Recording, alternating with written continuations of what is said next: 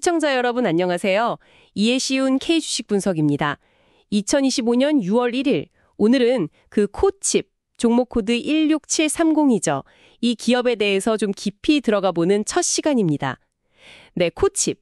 이 기업이 어떤 곳인지 기본적인 정보부터 시작해서요. 뭐 제품이라든지 서비스, 또 시장에서의 위치, 주요 관계사들, 그리고 최근에 좋은 소식, 또 반대로 안 좋은 소식까지, 시장 환경까지 핵심적인 내용들 위주로 한번 자세히 살펴보겠습니다. 법적 고지 및 투자 주의사항. 본 콘텐츠는 초기 화면에 명시된 날짜 기준 데이터로 제작자 포트폴리오의 5% 미만 종목을 다룹니다. 콘텐츠에 오류가 포함됐을 가능성과 검증되지 않은 평가 방법론을 사용했음을 안내하며 어떠한 경우에도 투자 권유가 아님을 명시합니다. 투자는 원금 손실 가능성이 있고 투자에 대한 모든 책임은 투자자 본인에게 있습니다. 항상 유의하시기 바랍니다. 먼저 코칩이요. 이게 1994년에 세워졌으니까 벌써 30년이 넘었네요. 네, 맞습니다. 업력이 상당하죠. 주로 그 초소형 2차 전지를 만들고 또 삼성전기의 MLCC 유통 사업도 같이 하고 있고요. 손진형 대표가 처음부터 쭉 계속 이끌어오고 있는 회사고요. 네, 근데 최근에 가장 주목할 만한 소식이라면 역시 그 주가 급등 아니었겠습니까? 지난 5월 27일이었죠. 하루 만에 주가가 무려 22.88%나 뛰었어요. 와, 22%요. 엄청나네요. 네, 이게 왜 그랬냐면 그 오라클이 엔비디아 칩을 대량으로 구매한다 이런 계약 소식이 전해졌잖아요. 근데 마침 코칩이 오라클 데이터 센터 쪽에 MLCC를 납품하고 있었거든요. 아하. 그러다 보니까 이게 소위 말하는 스타게이트 프로젝트의 수혜주다 이렇게 확 부각이 된 거죠. 영향이 컸습니다. 아, 그 스타게이트 이슈, 그게 코칩 주가 급등의 직접적인 배경이었군요. 그럼 코칩이 직접 만드는 제품은 구체적으로 어떤 건가요? 주력 제품은 크게 두 가지로 볼 수 있어요. 하나는 칩셀 카본이라고 이건 초소형 슈퍼커패시터고요. 또 하나는 칩셀 리튬, 이건 초소형 리튬 2차 전지입니다. 칩셀 카본, 칩셀 리튬. 네, 칩셀 카본은 주로 이제 데이터 잠깐 백업하는 용도 이런 데 많이 쓰이고요. 2022년에 나온 칩셀 리튬은 크기는 아주 작은데 안전성이 높고 또 급속 충전이 가능하다는 게 특징이에요. 물론 아까 말씀하신 삼성전기 MLCC 유통도 아주 중요한 사업 부문이고요. 초소형 배터리라, 그럼 우리가 흔히 아는 뭐 전기차 배터리 이런 거랑은 완전히 다른 시장을 보고 있는 거겠네요? 맞습니다. 거기는 이제 중대형 배터리고 코칩은 그런 거대한 시장보다는 아주 작은 전자기기에 들어가는 그런 틈새 시장을 확실하게 공략하고 있어요. 이게 전 세계에서 매달 600만 개가 넘는 전자기기에 코칩 제품이 들어간다고 하니까요. 와, 600만 개요? 매달? 네, 규모가 작지만 결코 무시 못하죠. 특히 이게 재밌는 게 매출의 한 80%에서 90% 이상이 다 해외에서 발생합니다. 거의 수출 기업이네요? 그렇죠. 뭐 삼성전자, LG전자도 고객사지만 아마존 같은 글로벌 기업들하고도 직접 거래를 하고 있어요. 이야, 600만 개의 대부분 수출이라니 정말 대단한데요? 그래서 그런지 코칩을 딱 보면 여러 테마에 동시에 속해 있는 것 같아요. 뭐 AI, 데이터 센터도 있고 슈퍼카패시터 자체도 그렇고 웨어러블, 또 ESS까지. 이 작은 부품 하나가 정말 다양한 미래 산업이랑 연결되어 있는 느낌이네요. 네, 맞아요. 바로 그 점이 코칩의 아주 흥미로운 부분이죠. 특히 그 소형, 초소형 슈퍼커패시터 분야에서는요. 거의 뭐 독보적인 위치를 점하고 있다고 볼 수 있습니다. 아, 독보적이다. 네, 국내 다른 기업들은 대부분 중대형 제품에 좀 집중하는 경향이 있어서 직접적인 경쟁은 좀 제한적이고요. 해외 경쟁사들하고 비교해도 예를 들어 코인형 제품 같은 건 코칩만 생산하는 경우도 있거든요. 이 틈새 시장에서의 장악력이 상당하다고 봐야죠. 그 경쟁력의 핵심은 역시 초소형화 기술, 이게 아닐까 싶은데요. 지름 3.8mm, 와, 정말 좁쌀만한 크기잖아요. 그렇죠. 이 작은 거 안에 배터리 기능을 다 넣는다는 게 이 기술적으로 얼마나 어려운 건가요? 네, 그게 바로 높은 진입장벽입니다. 사실상 거의 반도체 공정 수준의 어떤 정밀합 이런 게 필요해서 아무나 쉽게 따라하기가 어려워요.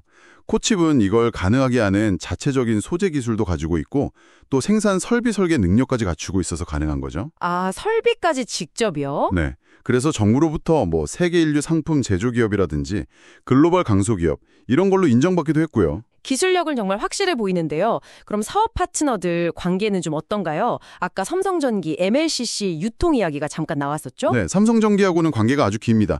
무려 30년 넘게 MLCC 총판 관계를 쭉 유지하고 있어요. 아주 끈끈한 관계라고 할 수 있죠. 30년이면 정말 오래됐네요. 그렇죠. 그리고 또 중요한 게 2002년에는 삼성전기의 EDLC 사업부, 그러니까 초창기 슈퍼캐패시터 사업부를 아예 인수했어요. 아, 사업 자체를 인수한 거군요. 네. 그러면서 이 분야 기술력을 더 강화했죠. 그리고 오라클과의 관계는 앞서 말씀드린 대로 데이터 센터용 MLCC 납품 관계고요. 오랜 파트너십에 더해서 또 오라클 같은 새로운 사업 기회까지 확보한 셈이네요. 해외 쪽 네트워크는 좀 어떤 편인가요? 글로벌 네트워크도 상당히 탄탄한 편입니다. 전 세계 30개국에 유통 파트너사만 74개를 두고 있어요. 와, 74개요? 네, 이걸 통해서 아주 안정적인 수출 기반을 마련했다고 볼 수 있고요. 그리고 또 하나 기대되는 게 2025년부터는 유럽의 주요 가전업체의 칩셋 리튬 공급 계약도 전망되고 있어요. 아, 칩셋 리튬 쪽으로요? 네, 이미 TV 리모컨용으로는 공급을 시작했고 앞으로는 얼굴 인식 기계 같은 좀 더 다양한 기기로 적용을 확대할 계획이라고 하니까요. 칩셋 리튬 쪽 성장도 좀 기대해 볼 만합니다. 자, 그럼 이제 코칩을 둘러싼 좋은 소식, 그리고 좀 우려되는 점, 호재와 악재를 한번 정리해 볼까요? 가장 큰 호재는 역시 그 스타게이트 프로젝트, 이거랑 엮인 MLCC 수요 기대감, 이거겠죠? 그렇죠. 뭐니 해도 그게 제일 크죠. 장기적으로 봤을 때 데이터 센터양 MLCC 매출 증가, 이 기대감이 아주 크고요. 또 슈퍼커패시터 시장 자체나 아니면 스마트워치 같은 웨어러블 시장 자체가 워낙 빠르게 성장하고 있다는 점, 이것도 긍정적이고요. 그리고 전반적인 MLCC 시장의 회복세도 호재로 작용할 수 있습니다. 하지만 빛이 있으면 그림자도 있겠죠. 악재는 어떤 게 있을까요? 좀 걱정되는 부분들? 물론입니다. 가장 좀 신경 쓰이는 건 역시 2024년 실적이에요. 작년 실적이요? 네. 매출은 소폭 늘긴 했는데 영업이익이 꽤 많이 줄었어요. 한 30% 넘게 감소했거든요. 30%나요? 어휴. 네. 이게 MLCC 시장에서 특히 중국 업체들하고 가격 경쟁이 좀 심해진 탁도 있고요. 또 리튬 같은 원자재 가격 변동성, 이것도 계속 부담 요인으로 작용하고 있습니다. 아무리 기술이 좋아도 수익성이 뒷받침되지 않으면 좀 한계가 있을 수 있죠. 네, 이익 감소는 확실히 좀 아쉬운 부분이네요. 그리고 최근에 주가가 확 올랐다가 또 조정을 받는 모습도 보였는데 이런 단기적인 변동성 확대도 투자자 입장에서는 좀 유의해야 할 점이겠고요. 맞습니다. 변동성이 컸죠.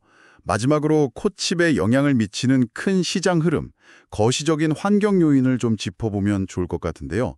크게 보면 세 가지 정도 꼽을 수 있을 것 같아요. 첫째는 역시 AI 데이터 센터의 폭발적인 확장, 두 번째는 전 세계적인 친환경 에너지 전환 추세, 그리고 세 번째는 스마트워치를 필두로 한 웨어러블 기기의 대중화. 아, 그러네요. 네, 이 세 가지가 다 핵심입니다. 그리고 모두 코칩의 사업 영역과 직접적으로 연결되는 메가 트렌드라고 할 수 있어요. 네, 들어보니까 코칩은 정말 시대의 흐름을 잘 타고 있는 기업이다. 이런 생각이 드네요. 스타게이트 프로젝트로 MLCC 수요가 늘어날 좋은 기회가 있고 또 친환경 에너지나 웨어러블 기기의 시장이 커지면서 칩셀 카본, 칩셀 리튬 이 제품들의 역할도 더 중요해질 것 같고요. 그렇죠. 기회 요인이 많다고 볼 수 있습니다. 다만 아까 지적해 주신 대로 중국과의 경쟁 문제라든지 원자재 가격 같은 이런 부분들은 계속해서 좀 지켜봐야 할 과제겠네요. 네, 오늘 이해싱은 K주식 분석에서는 코칩이라는 기업의 기본적인 내용부터 시작해서 최근 시장 상황까지 한번 쭉 훑어봤습니다. 특히 그 초소형 2차 전지 분야에서의 독보적인 기술력, 그리고 AI 데이터 센터라는 아주 강력한 성장 테마와의 연결고리, 이게 상당히 인상적이었습니다. 맞습니다. 특히 그 스타게이트 프로젝트 관련 수의 기대감은 앞으로 코칩의 성장 스토리를 이끌어갈 정말 중요한 동력이 될 수 있다고 봐요. 하지만 동시에 작년 실적 개선 여부라든지 또 점점 치열해지는 시장 경쟁이라는 그런 현실적인 과제도 분명히 존재한다는 점, 이건 꼭 기억해야 할 것 같습니다. 네, 다음 시간에는요. 오늘 다루지 못한 코칩의 재무 상태는 구체적으로 어떤지, 또 기술적 분석상으로 봤을 때 현재 주가는 어떤 의미를 갖는지, 그리고 구체적인 투자 전략과 종합적인 평가까지 좀 더 깊이 있게 분석해보는 시간을 갖도록 하겠습니다. 오늘 순서는 여기서 마무리하겠습니다. 시청해주셔서 감사합니다.